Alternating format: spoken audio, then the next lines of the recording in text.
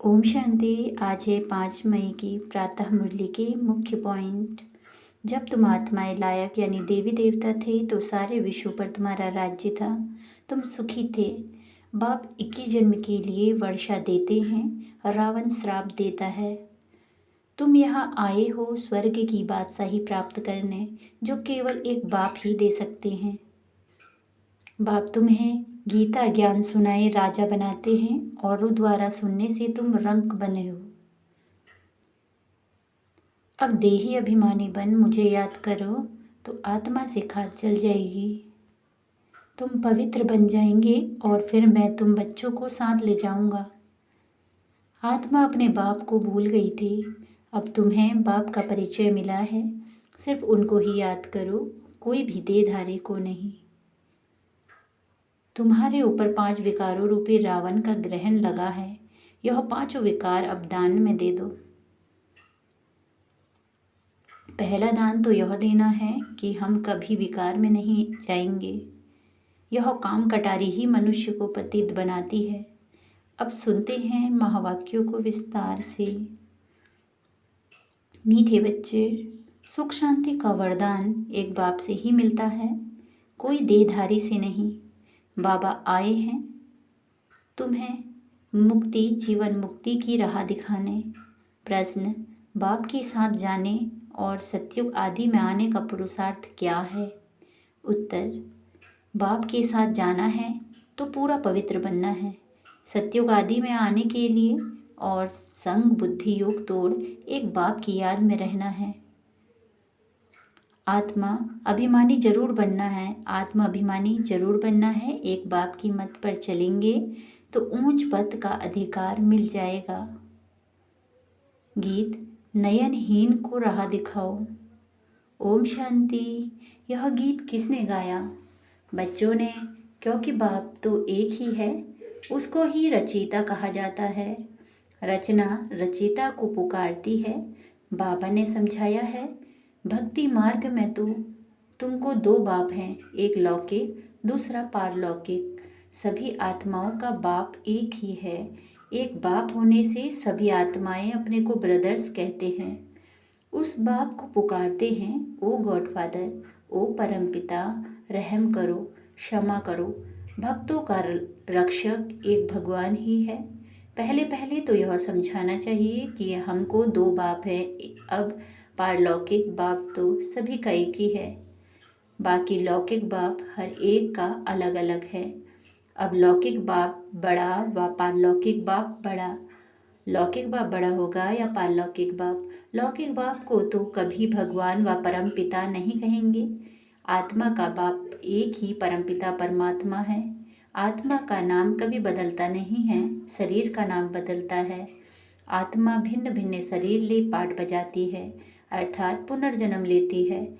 आखिर भी कितने जन्म मिलते हैं सो बाप ही आकर समझाते हैं। बच्चे, तुम अपने जन्मों को नहीं जानते हो। बाप आते ही भारत में हैं, उनका नाम शिव है। समझते भी हैं शिव परमात्मा है। शिव जयंती व शिवरात्रि भी मनाते हैं। वह निराकार है, जैसे आत्मा भी निराकार है। निराकार से साकार में आते हैं पाठ बजाने। अब निराकार शिव तो शरीर बगैर पाठ बजा ना सके।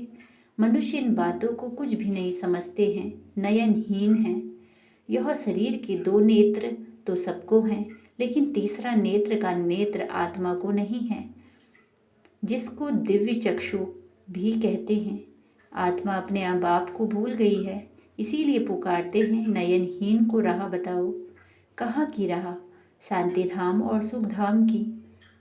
सर्व का सद्गति दाता सद्गुरु एक ही है।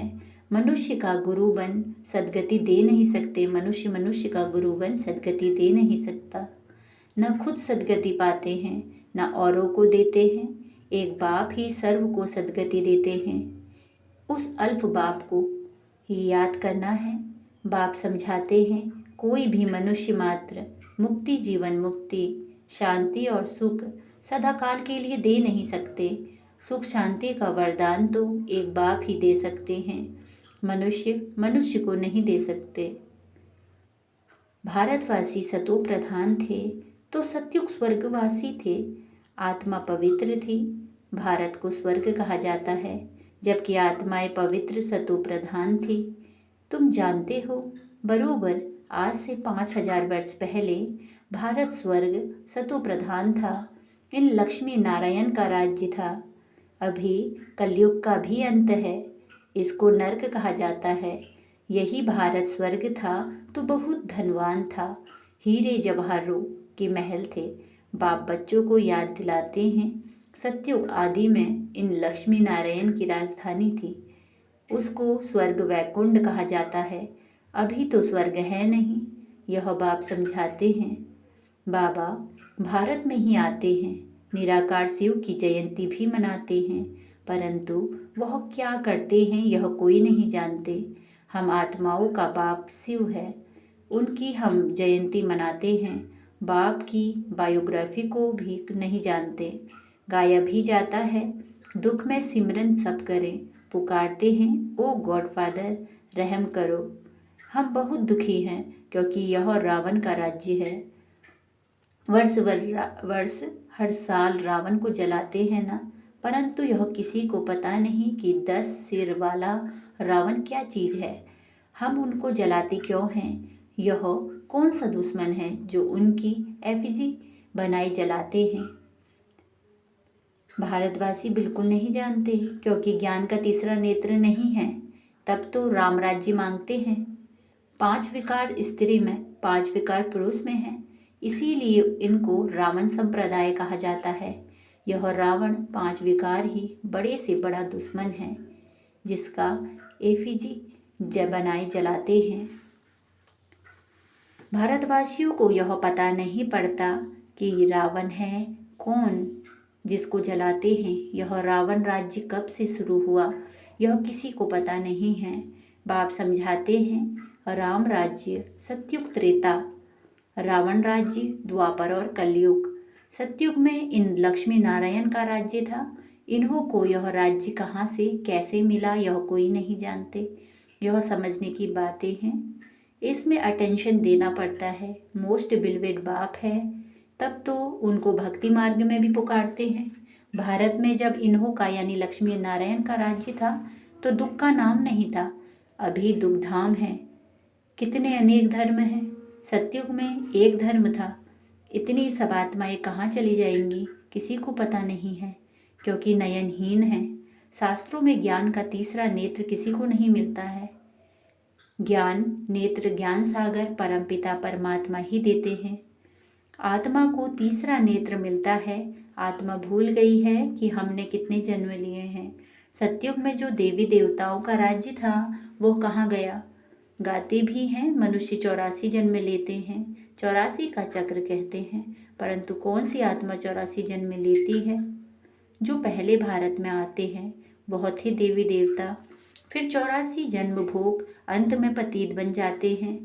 गाते भी हैं, हे पतित पावन, तो सिद्ध करते हैं हम पतित हैं, इसीलिए पुकारते हैं, हे पतित पावन हमें पावन बनाओ। जो खुद ही पतित हैं वह फिर औरों को पावन कैसे बनाएंगे? बाप समझाते हैं, आधा कल्प भक्ति मार्ग में रावण राज्य 5 विकार होने के कारण भारत ने इतना दुख को पाया है। 84 जन्म तो लेते ही हैं, उनका भी हिसाब समझाना चाहिए। पहले सतयुग में है सतो प्रधान, फिर त्रेता में है सतो मोरजो। आत्मा में खाद पड़ती है।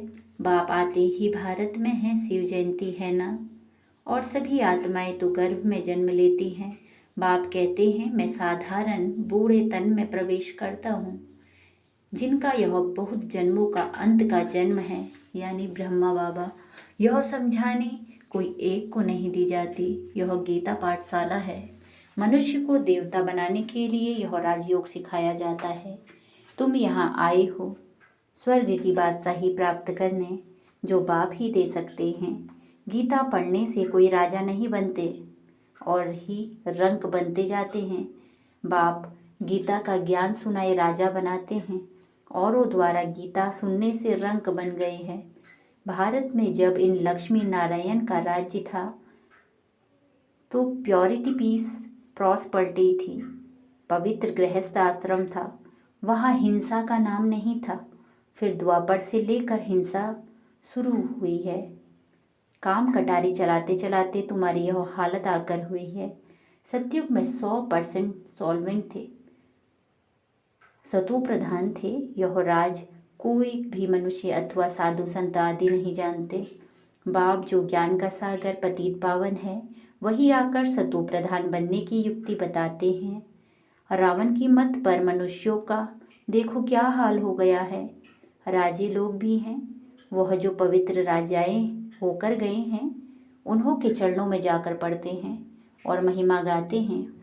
आप सर्वगुण संपन्न, हम नीच पापी हैं, हमारे में कोई गुण नहीं है। फिर कहते हैं आप ही तरस परोई, हमको आकर मंदिर लायक बनाओ। किसी की भी समझ में नहीं आता कि बाप कैसे आकर फिर से देवी देवता धर्म की स्थापना कराते हैं। अब तुम समझते हो, हम सो देवी देवता धर्म के थे, हम सो क्षत्रिय वैश्य शूद्र बने। इतने जन्म लिए, अब 84 जन्म पूरे हुए हैं। फिर दुनिया का चक्र फिरना चाहिए, इसीलिए फिर तुमको पावन यहाँ बनना है। पतित तो सुखधाम शांतिधाम में जा नहीं सकते। बाप समझाते हैं, तुम जो सतो प्रधान थे वह तमो प्रधान बने हो। गोल्डन एज से फिर आयरन एज में आए हो। फिर गोल्डन एज बनना है, तब मुक्तिधाम सुखधाम में जा सकेंगे। भारत सुखधाम था, अब दुखधाम है। गीत में भी सुना है, हम नयनहीन को राह दिखाओ। हम अपने शांतिधाम में कैसे जाएंगे। वो लोग कह देते हैं परमात्मा सर्वव्यापी है, फलाना अवतार है, परशुराम अवतार है। अब बाप परशुराम बन किसको मारते होंगे क्या? हो नहीं सकता, क्योंकि बाप किसी को मार नहीं सकते। बाप समझाते हैं, तुमने इस चक्र में 84 जन्म लिए हैं, अब मुझ अल्फ को याद करो। हे आत्माएं, देही अभिमानी बनो। देही अभिमानी बन तुम बिल्कुल ही दुखी कंगाल नरकवासी बन पड़े हो। अगर स्वर्गवासी बनना है तो आत्माभिमानी जरूर बनना है। आत्मा ही एक शरीर छोड़ दूसरा लेती है। अब 84 जन्म पूरे हुए हैं, फिर सत्युग आदि में जाना है। अब मुझे याद करो और संग बुद्धि योग तोड़ो। रहो भल गृहस्थ व्यवहार में, अपने को आत्मा निश्चय करो। आत्मा एक शरीर छोड़ दूसरा लेती है, अब देही अभिमानी बनना है। मुझे याद करो तो खाद सब जल जाएगी, तुम पवित्र बन जाएंगे। फिर मैं सब बच्चों को ले जाऊंगा। अगर मेरी मत पर नहीं चलेंगे तो इतना ऊंच पद नहीं पाएंगे। इन लक्ष्मी नारायण का ऊंच पद है। जब इन्हों का राज्य था तो और कोई धर्म नहीं था। द्वापर से फिर और धर्म आते हैं। सतयुग में मनुष्य भी थोड़े होते हैं। अब तो बहुत धर्म होने के कारण कितने दुखी हो गए हैं। वही देवता धर्म वाले अब फिर पतित होने से अपने को देवता कहते नहीं हैं, हिंदू नाम रख दिया है। बाप समझाते हैं तुम जब लायक देवी देवता थे तब सारे विश्व पर राज्य था, तब सब सुखी थे। अब दुखी हो पड़े हो। भारत हेवन था, वो अब हेल बन गया है। फिर हेल को हेवन बाप बिगर कोई बना ना सके। देवताओं को संपूर्ण निर्विकारी कहा जाता है। यहाँ के मनुष्य तो संपूर्ण विकारी हैं। इनको कहा जाता है पतित। भारत शिवालय था, शिव बाबा की स्थापना हुई थी। बाप स्वर्ग बनाते हैं, फिर रावण नरक बनाते हैं। रावण श्राप देते हैं, बाप 21 जन्म के लिए वर्षा देते हैं। अब तुम हर एक बाप को ही याद करो, कोई भी देहधारी को नहीं। देहधारी को भगवान नहीं कहा जाता है, भगवान तो एक ही है। बाप तो बेहद का वर्षा देते हैं, फिर रावण श्रापित बना देते हैं। रावण कौन है? काम, क्रोध, लोभ, मोह, अहंकार, माया। इस समय भारत श्रापित है, बहुत दुखी है। अब इस रावण पर जीत पानी है। गाया भी जाता है, दे दान तो छूटे ग्रहण, वो ग्रहण जो लगता है। अब बाप कहते हैं तुम्हारे ऊपर 5 विकारों रूपी रावण का ग्रहण है। यह 5 विकार दान में देने हैं। पहला तो दान दो कि हम कभी विकार में नहीं जाएंगे। यह काम कटारी ही मनुष्य को पतित बनाती है। अच्छा, मीठे मीठे सिकीलते बच्चों प्रति माता पिता बाप दादा का याद प्यार और गुड मॉर्निंग। रूहानी बाप की रूहानी बच्चों को नमस्ते। नमस्ते बाबा नमस्ते, सदा रहो हंसते, सदा रहो हंसाते। वाह बाबा वाह धरती के लक्के सितारे वाह, हम धन्य धन्य हो गए, हम प्रभु को पा गए। शुक्रिया बाबा शुक्रिया। धारणा के लिए मुख्य सार पहला, बाप जो नॉलेज देते हैं उसे पूरा अटेंशन दे के पढ़ना है। ज्ञान के तीसरे नेत्र से अपने 84 जन्मों को जान, अब अंतिम जन्म में पावन बनना है। दूसरा, रावण के श्राप से बचने के लिए एक बाप की याद में रहना है। 5 विकारों का दान दे देना है। एक बाप की मत पर चलना है। आज की मुरली का वरदान है, ताज और तिलक को धारण कर बाप दादा के मददगार बनने वाले दिल तख्त नशीन भव। ताज और तिलक को धारण कर बाप दादा के मददगार बनने वाले दिल तख्त नशीन भव। आज की वरदान का विस्तार है, जब कोई तख्त पर बैठते हैं तो तिलक और ताज उनकी निशानी होती है। ऐसे जो दिल तख्त नशीन हैं उनके मस्तक पर सदैव अविनाशी आत्मा की स्थिति का तिलक दूर से ही चमकता हुआ नजर आता है।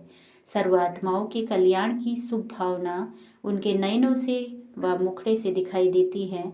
उनका हर संकल्प, वचन और कर्म बाप के समान होता है।